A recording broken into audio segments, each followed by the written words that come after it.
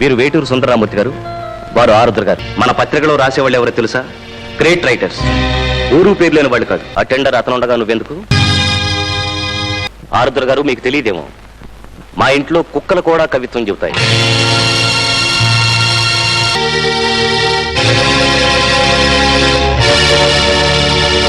మనసు ఒక చోట, మనువొక చోట. ఎంతకాలం ఆడతావు ఈ నాటకం? సార్, ఏమిటి? మన పత్రిక కొంచెం మ్యాటర్ తక్కువైందండి. వాట్?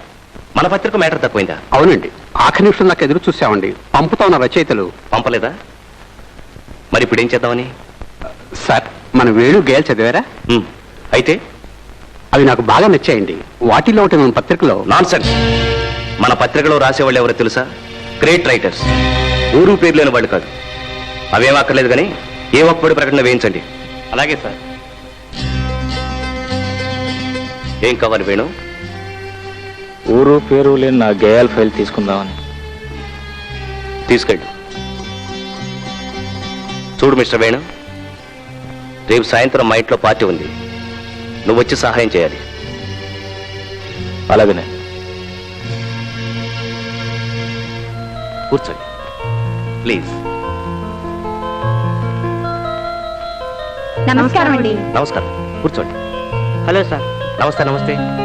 నమస్తే. నమస్తే. నమస్తే. నమస్కారం. నమస్కారం ప్రసాద్ గారు. ఈ రోజు కవి సమ్మేళనం ఏర్పాటు చేశారట.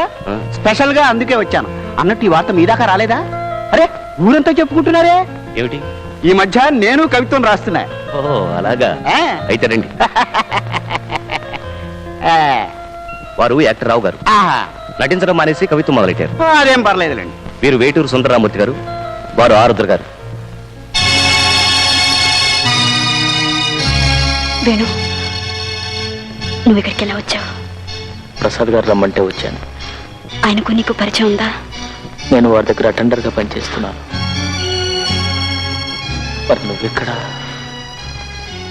నేను ఆయన ఆయన హలో, నమస్తే లలితా ప్రసాద్ గారు. నమస్తే, పదండి.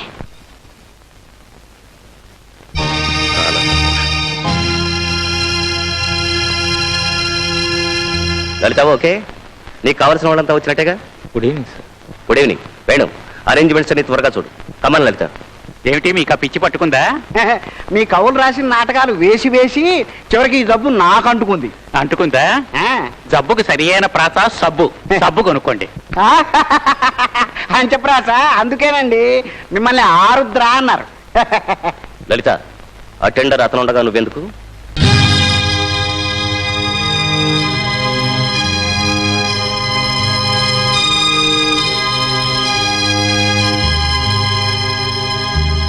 ఆరుద్ర గారు, ఓ కవిత చెప్పండి. కవిత కవిత కోసమే నేను పుట్టాను, క్రాంతి కోసమే కలం పట్టాను. కవిత కోసమే నేను పుట్టాను, క్రాంతి కోసమే కలం పట్టాను. ఎండ మావులు చెరిపి పండు వెన్నెల నిలిపి గుండెవాకిలి తలుపు తట్టాను. కవిత కోసమే నేను పుట్టాను. పడతిని పెద్వి పడతిని పెద్వి తేనెలు పానకములు పలతిని చూడవచ్చును పూనకములు. వాన వాన కాదు, ఉండండి చెప్తాను. కవిజీ వలదయ్య నీ యొక్క కాగితములు. సుందరమూర్తి గారు, ఓ మంచి గేయం చదవండి. నెలవంక నిదురించు నెలత పెదవులపైని అలవోక నగవు వెన్నెలలు విడిసిన వేళ తలపు టంగీలలో వలపు దారపు పోగు. తలపు టంగీలలో వలపు దారపు పోగు. బాగుంది. త్రుంచి నేనందింతునా పులుగునై మించి ఆనందింతునా. వలపు కోయిలలు పాడే వసంతం మీ సొంతం. ప్రసాద్ గారు, లేషన్స్, కంగ్రాచులేషన్స్. బాగుంది, చాలా బాగుంది. అచ్చట పుట్టిన చిగురు కొమ్మైన చేవ అన్నట్టు మీ ఇంట్లో పనిచేసే వాళ్ళు కూడా కవిత్వం చెబుతున్నారంటే రియల్లీ మార్వెలస్. ఆరుద్ర గారు, మీకు తెలియదేమో, మా ఇంట్లో కుక్కలు కూడా కవిత్వం చెబుతాయి.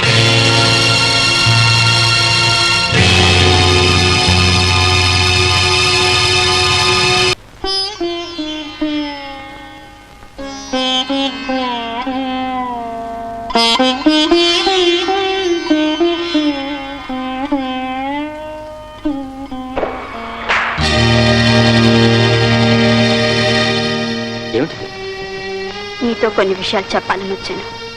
నువ్వేం చెప్పాలనుకుంటున్నావో నాకు తెలుసులే.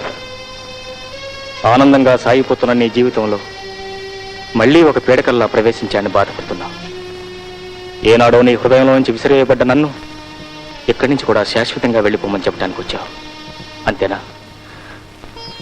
కాదు, నేను ప్రేమించిన హృదయం నా కళ్ళ ముందే రోదిస్తూ ఉంటే, నా దురదృష్టాన్ని గుర్తు చేస్తూ నా గుండెల్ని పెండేస్తూ ఉంటే, ఆ నరకం కళ్ళారా చూడలేక, గట్టిగా ఏడవలేక నాలో నేనే కుమిలిపోతున్నాను.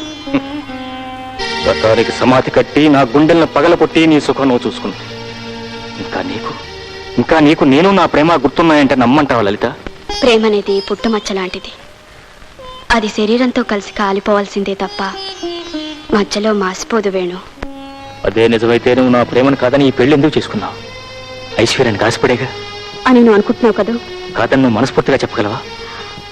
వేణు, డబ్బు కాసుపడేదాన్ని అయితే నిన్నెందుకు ప్రేమిస్తాను? సెలవుల్లో మన విషయం మా నాన్నగారికి చెప్పి మన పెళ్లి కొప్పించాలనుకున్నాను. కానీ విధి వైపరీత్యం వల్ల వ్యాపారంలో దెబ్బతిని నాన్నగారు దివాలా తీశారు. మానసికంగా కృంగిపోయారు. పక్షవాతంతో మంచం పట్టారు. ఒక పక్కన పెళ్లి కావాల్సిన అవిటి చెల్లెలు, మరో పక్కన చదువుకుంటున్న తమ్ముళ్ళు. బాధ్యతల కోసం ప్రేమని బలి చేసుకున్నాను. మా కుటుంబం కోసం ఆయన్ని పెళ్లి చేసుకున్నాను. మనసు ఒక చోట, మను ఒక చోట. ఆనాటి నుంచి ఆత్మ సంకర్షణతో నలిగిపోతూ చిత్రవద అనుభవిస్తున్నాను.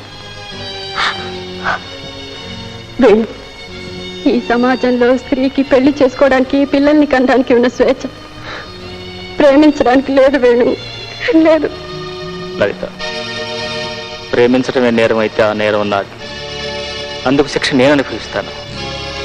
నువ్వెక్కడున్నా సుఖంగా సంతోషంగా ఉండాలనితే నా కోరిక.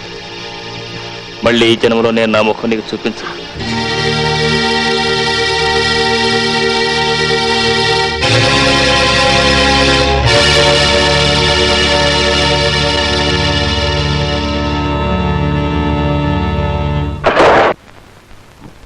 మనసు ఒక చోట, మను ఒక చోట. ఎంతకాలం ఆడతావు ఈ నాటకం?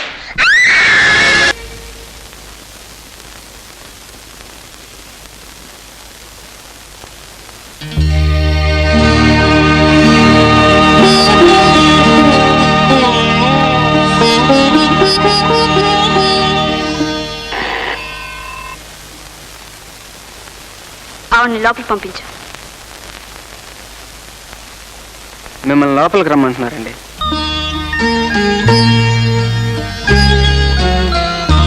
ఎవరు నువ్వు? నా పేరు మల్లిక. ఎక్కడి నుంచి వచ్చావు? కోవిల బీచ్ నుంచి. ఆ ఫైల్ నీకు ఎలా దొరికింది? నా అదృష్టం కొద్ది. నేను అడిగేది నీ అదృష్టం గురించి కాదు. వేణుకు నీకు ఏమిటి సంబంధం? కవికి అభిమానికి ఉన్న అనుబంధం, అంతేనా? అంతేకాదు, భగవంతుడికి భక్తురాలికి గల సంబంధం. ఆ ఆరాధనా భావంతోనే ఈ గేయాన్ని అచ్చువేయించాలని తీసుకొచ్చాను. ఆ గేయాలు నీకు బాగా నచ్చాయి అనుకుంటాను. నాకే కాదు, హృదయం ఉన్న ప్రతి వ్యక్తికి నచ్చుతాయి. ఆ గేయాల్లో నీకేం కనిపించింది? చదివిన తర్వాత ఏమనిపించింది? ప్రతి అక్షరంలోనూ దురదృష్టవంతురాలైన ఓ దేవతామూర్తి కనిపించింది. ఒక స్త్రీ మగవాడి జీవితంలో ఎంత కల్లోలాన్ని సృష్టించగలదో కనిపించింది. సరే, 1000 రూపాయలు ఇస్తాను. ఆ ఫైల్ ఇచ్చే. అమ్మడానికి కాదు నేను దీన్ని తెచ్చింది. పోనీ 2000, 3000, 30,000 అన్నా సరే. 30 లక్షలు ఇచ్చిన అమ్మను. ఏ అన్నీ అమ్ముకున్న దానివి ఈ ఫైల్ అమ్మడానికి అభిమానం అడ్డొచ్చిందా?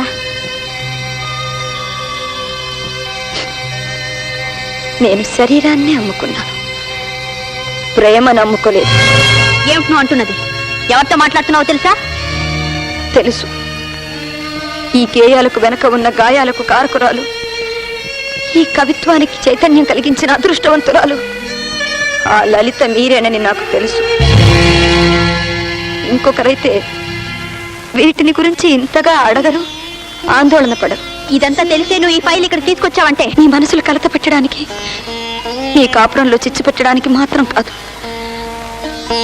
ఆయన పోయిన ఆయన కవితా హృదయం ఇంకా బ్రతికే ఉందని, తెలుగులో కూడా మంచి కవిత్వం ఉందని ప్రజలకు తెలియపరచడానికి నేను వీటిని తీసుకొచ్చాను. ఏమిటది? ఏం జరిగింది? ఏం లేదండి, ఏం లేదు. కొన్ని నిజాలు దాస్తే దాగం. అంకితం నా గుండెను రగిలించి, నా కవితను కదిలించి అక్షర రూపం ఇచ్చిన లలితకు, వేణు.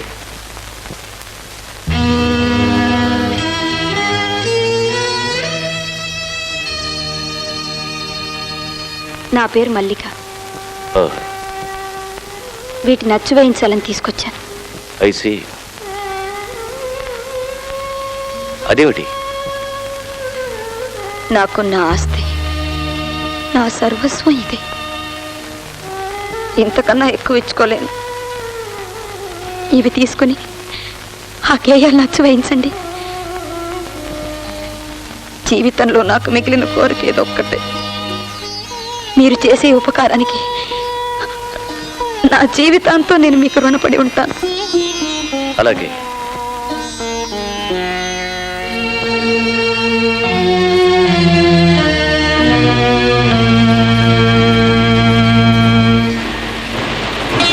ఏమిటి, మల్లెపూ పుస్తకాలు అప్పుడే అయిపోయినాయా? వేణుగారు రాసిన మల్లెపూ పుస్తకాలు అయిపోయాయా? నిజం బాబు, ఆ మల్లెపూ అవుట్ ఆఫ్ స్టాక్. నిన్నగాక మన కొత్త ఎడిషన్ వేశారు, అప్పుడే అయిపోయాటయా. ర్యాకులో అమ్మడానికి స్టాక్ దాచి ఉంటాం. ఆ ఏడుపుదా ఎడవరాదు. రేపటి లోపల పుస్తకాలు షాపులో పెట్టావా? సరే, లేదా నీ షాపులో వేపేస్తాను, జాగ్రత్త.